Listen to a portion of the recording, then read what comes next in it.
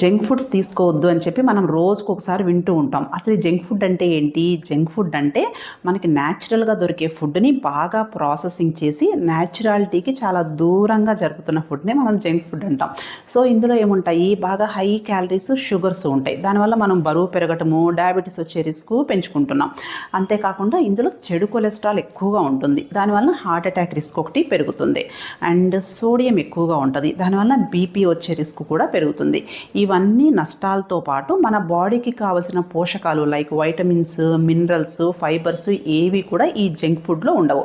కాబట్టి మనకి బయట దొరికే ప్యాక్డ్ ఫుడ్స్ కానీ, koalas, cool drinks, biscuits, cakes కానీ, మ్యాగీ కానీ ఇవన్నీ జంక్ ఫుడ్స్ లాగే మనం కన్సిడర్ చేసుకోవాలి. ఇంకొకటి, మనం ఇంకా స్మార్ట్గా ఈ మధ్య రాగి బిస్కెట్స్ అని, రాగి ఫ్లేక్స్ అని హెల్దీ ఆల్టర్నేటివ్స్గా చూస్తున్నాం. ఇవేవి హెల్దీ ఆల్టర్నేటివ్స్ కాదండి. ఈ రాగి ఫ్లోర్ని కూడా బాగా ప్రాసెస్ చేసి, ప్యాక్ చేసి, ప్రిజర్వేటివ్స్ యాడ్ చేసిన తర్వాతే ఇవి తయారు చేయబడతాయి.